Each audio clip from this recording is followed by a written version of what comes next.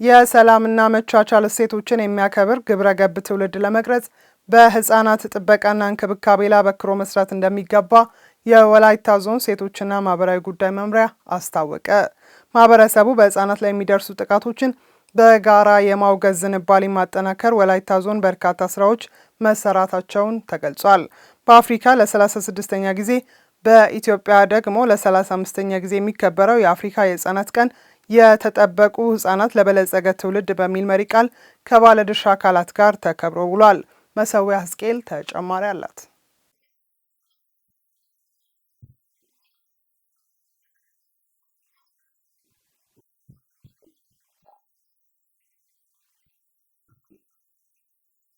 ለኛ ለህፃናት ወይም ለተማሪዎች ይሁን ከቤተሰብ የሚያስፈልጉን ትኩረት ብሰጠን ደግሞም እንዴት እንደምንማር የት እንደምንዋል ቤተሰቦቻችንን ቢከታተሉ ጥሩ ነው ብዬ አስባለሁ። በጎዳና ያሉትን ህፃናቶችን ወደ ትምህርት ገበታ በመልሱልን እኛ ትኩረት እንፈልጋለን። ከቤተሰብም ከማህበረሰብም ፍቅርን፣ ትኩረትን፣ መንከባከብን የሚያስፈልገን ነገር እንዲያሟሉልን እንፈልጋለን። ምክንያቱም እኛ ህፃናት የዛሬ አበባዎች የነገ ፍሬዎች ይላል አይደል?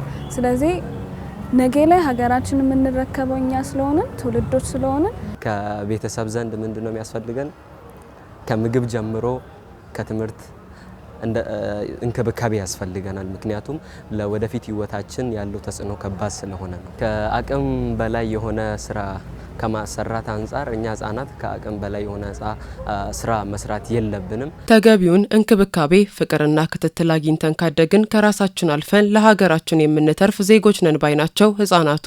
እኛ ህፃናት ደህንነታችን ተጠብቆ ካደግን በስርዓቱ በቤተሰብ ተንከባክበን ካደግን በትምህርት ቤት መብቶቻችንን እያንጸባረቅን ካደግን ነገ ሀገር ስንረከብ ራሱ ቤተሰቦቻችን በኃላፊነት እኛን ስላሳደጉ ነገ ለሀገር ኃላፊነት ተሰምቶልን ሀገራችንን ማገዝ እንችላለን። እኛ ህፃናት እንክብካቤና ትኩረት ካላገኘን አሁን እንደሚታየው ከባለፉ ወንድም እህቶቻችን እያየን ነው ማለት እንክብካቤ ከቤተሰቦቻቸው ባለማግኘታቸው ትኩረትን ከመንግስት ካለማግኘታቸው የተነሳ በየጎዳናው ሌባ ሆኖ በተለያየ በዝርፊያ በተለያየ ሀገርን በማውደም ስርዓት ላይ የተሰማሩ አሉ።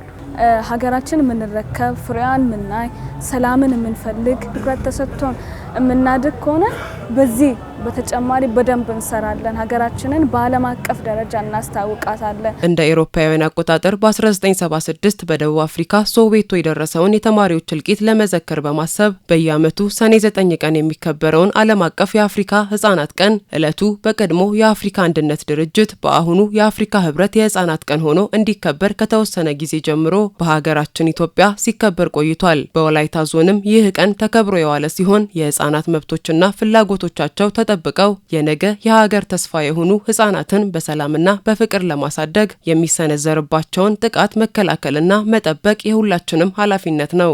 እንደ ዞናችን በዚሁ ስራ ሂደት በተለይ በግጭት፣ በተፈጥሮ አደጋ፣ በከፋ ችግር ውስጥ ለሚገኙ ህፃናት በማሳደጊያ ተቋማት ውስጥ ለረጅም ጊዜ ከማቆየት ይልቅ በማህበረሰብና በቤተሰብ ላይ የተመሰረቱ እንደ ዘመድ፣ አድራ ቤተሰብና የሀገር ውስጥ ጉድፈቻ ያሉ አማራጮች እንክብካቤ ፕሮግራም ተጠቃሚ እንዲሆኑ የማድረግ እንዲሁም ህፃናት እንክብካቤ ከጥቃትና ከህፃናት ዝውውር መጠበቅ ላይ ዘርፈ ብዙ ተግባራት ተከናውኗል። በመርሃ ግብሩ ላይ የተገኙት የወላይታ ዞን ምክር ቤት ዋና አፈ ጉባኤ ወይዘሮ ጤናዬ ተራንጎ ህፃናት በትምህርታቸውም ሆነ በተሰማሩበት የፈጠራ ስራ ውጤታማ እንዲሆኑና ቴክኖሎጂውን በመጠቀም ሀገርን የሚያሻግር ስራ እንዲሰሩ ልንደግፋቸው ይገባል ብለዋል። ህፃናት በተሰማራቱበት ቦታ ሁሉ ቴክኖሎጂ ዘመን ላይ ያለው ዲጂታል ዘመን ላይ ነው ያለነው። በጣም እድለኞች ናቸው።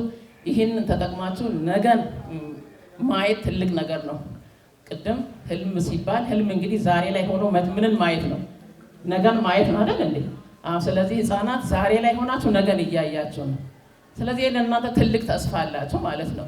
ትልቅ የሀገር ተረካቢ ናቸው ማለት ነው። ሀገራችንን የምትረከቡ ህፃናት ላይ እኛም ደግሞ ወላጆች እዚህ ያለን እስከ ታች ድረስ ያለው በህፃናት ላይ ልዩ ትኩረት ሰጥተን መስራት መንከባከብ ያስፈልጋል። ነገ ሀገሪቱን በብቃትና በኃላፊነት ስሜት የሚረከብ ትውልድ ለመፍጠር አሁን ላይ በህፃናት ዘንድ የሰላም የአብሮነትና የመቻቻል እሴቶችን ማስረጽ ይገባል። ሁሉም የሚመለከታቸው የመንግስት አካላት መላው ማህበረሰባችን የተቀናጀ ትብብራቸውን በማጠናከር ዛሬ ላይ ለህፃናት የሚገባውን ጥበቃ፣ እንክብካቤ፣ ምቹ አካባቢ በመፍጠር ነገ ሀገሪቱን በብቃትና በኃላፊነት ስሜት የሚረከቡ ጤናማ፣ አምራች፣ የበለጸገች ትውልድ በጽኑ መሰረት ላይ የመገንባት ታሪካዊ አደራቸውን በቁርጠኝነት ሊወጡ ይገባል። በአፍሪካ ለ36ኛ ጊዜ በኢትዮጵያ ደግሞ ለ35ኛ ጊዜ የሚከበረው የአፍሪካ ህጻናት ቀን የተጠበቁ ህጻናት ለበለጸገ ትውልድ በሚል መሪ ቃል የወላይታ ዞን ሴቶችና ማህበራዊ ጉዳይ መምሪያ ከተለያዩ ባለድርሻ አካላት ጋር በመተባበር አክብሮ ውሏል። የመሶብ አንድ ማዕከል አገልግሎት በወላይታ ሶዶ ከተማ ከጀመረበት ወዲህ ዘርፈ ብዙ አገልግሎቶችን በአንድ ጣራ ስር በማግኘት ጊዜያቸውንና ገንዘባቸውን ከብክነት መታደጋቸውን ተገልጋዮች ተናገሩ። በማዕከሉ ከተዋቀሩ ነባር ተቋማት በተጨማሪ የህብረተሰብ ተጠቃሚነትን የሚያረጋግጡ ተጨማሪ ዘርፎችን ለማካተት መታቀዱን ከማዕከሉ ያገኘነው መረጃ ያመለክታል። መቅደስ ሹሌ ተጨማሪ አላት። በአገልግሎት ሰጪ ተቋማት የሚስተዋሉ አሰልቺ፣ አድካሚና ቢሮክራሲያዊ አሰራሮችን ለማስቀረት ቀልጣፋ፣ ዘመናዊና ተአማኒ አሰራር ለመዘርጋት ታስቦ የተጀመሩ የመሶብ አንድ አገልግሎት መስጫ ማዕከላት የላቀ ውጤት አስገኝተዋል። በወላይታ ሶዶ ከተማም ዘርፈ ብዙ አገልግሎቶችን አንድ ላይ ያጣምረው የመሶብ አንድ አገልግሎት መስጫ ማዕከል ስራ ከጀመረ ወዲህ ጊዜያቸውንና ገንዘባቸውን ከብክነት በመታደግ የተቀላጠፈ አገልግሎት እያገኙ መሆናቸውን ተገልጋዮች ተናግረዋል። እንዲህ አይነት አገልግሎት ለማግኘት ከዚህ በፊት እንቸገራለን። አሁን ግን መሶብ አገልግሎት የሚሰጠውን እዚህ ሁሉም ነገር አንድ ማዕከል ላይ ለማግኘት የመጣንበት አግባብ እጅግ በጣም ደስ የሚል ነው። ፊት ቢሆን እንደዚህ አይነት አገልግሎት ለማግኘት እንቸገራለን። የምንሄድበት፣ የምናወጣበት፣ አገልግሎት የምናገኝበት አስቸጋሪ ሁኔታዎች ነበሩ። ግን አሁን በኢንፎርሜሽን ደረጃ ከዚህ በፊት ሰምተን ነበር መሶብ አገልግሎት አንድ ማዕከል ጥሩ አገልግሎት ይሰጣል የሚባለው። ግን አሁን መጥቼ ባየሁት፣ በአካል መጥቼ ባየሁት 5 ደቂቃ በማይሞላ ሁሉንም እኔ የሚፈልጋቸው ነገሮችን ጨርሼ መውጣቴ እጅግ በጣም ረክቻለሁ። ደስ ብሎኛል። በቀናቶች ያልቃሉ ተብሎ የማይታሰቡት ስራዎች ናቸው። አሁን መጥቼ በደቂቃ ውስጥ የጨረስኩትና ለምሳሌ መጥቼ የተገለገልኩበት ታክስ ክሊራንስ ነበረ ለባንክ የሚጻፍልኝ። እሱም በደቂቃዎች ውስጥ ነበረ ከሲስተም ላይ የተጻፈልኝ። አሁን ጨርሼ እየወጣሁኝ ነው በአጭር ደቂቃ ውስጥ ማለት ነው። በማዕከሉ አገልግሎት በመስጠት ላይ የሚገኙ የተለያዩ ተቋማት አሰራራቸውን በማዘመንና በማቀላጠፍ የተገልጋዮችን ፍላጎት ለማሟላት በትኩረት እየሰሩ መሆናቸውን የተቋማት ሰራተኞች ይገልጻሉ።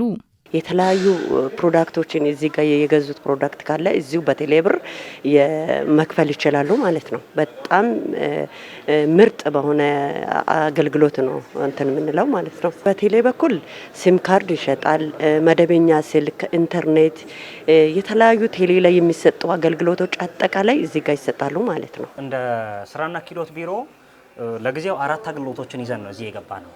አንደኛው የውጭ ሀገር ስራ ስምሪት ላበር አይዲ እና ሀገር ውስጥ ስራ ፈላጊዎች ላበር አይዲ አገልግሎት መስጠት። ሁለተኛው ኢንተርፕራይዞች ገበያ ትስስር መፍጠር፣ ለዚህ ገበያ ትስስር ያላቸውን እውቀት ያላቸውን ቢዝነስ ለዓለም የሚያስተዋውቁበትን መንገድ ለማመቻቸት። ሶስተኛው ደግሞ ኢንተርፕራይዞችን ዲጂታላይዝድ ማድረግ ማለት ነው። ምክንያቱም ማኑዋል እኛ ቢሮ ላይ አይቻልም። አሁን ሁሉም ኢንተርኔት ስለሆነ ነው። እነዚህ አገልግሎቶችን ስንሰጥ ለተጠቃሚዎች በጣም ምቹና ቀልጣፋ የሆነ አገልግሎት እየሰጠን ነው የምንገኘው። በደቡብ ኢትዮጵያ ክልል የወላይታ ሶዶ መሶብ አንድ ማዕከል አገልግሎት ሲጀምር ከተዋቀሩ ነባር ተቋማት በተጨማሪ የህብረተሰብን ተጠቃሚነት የሚያረጋግጡ ሌሎች ዘርፎችን ለማካተት የቅድመ ዝግጅት ስራዎች መጠናቀቃቸው ተመላክቷል። ወደ 9 የሚሆኑት 46 አገልግሎቱን ይዘው ገብተዋል። አሁን በጣም አገልግሎት እየሰጡ ይገኛሉ።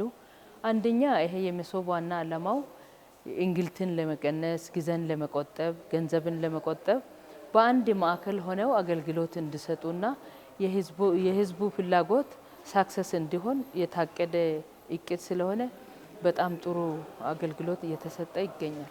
ወላይታ ሶዶ ክልላዊ መሶብ አንድ ማዕከል ያቀድነው እቅድ ብዙ ተገልጋይ ያሉባቸው አገልግሎቶች ወደ ክልላዊ መሶብ አንድ ማዕከል ገብተው አገልግሎት እንዲሰጡ ነው የኛ እቅድ። አሁን 9 ቢሮዎችን ይዘን ገብተናል።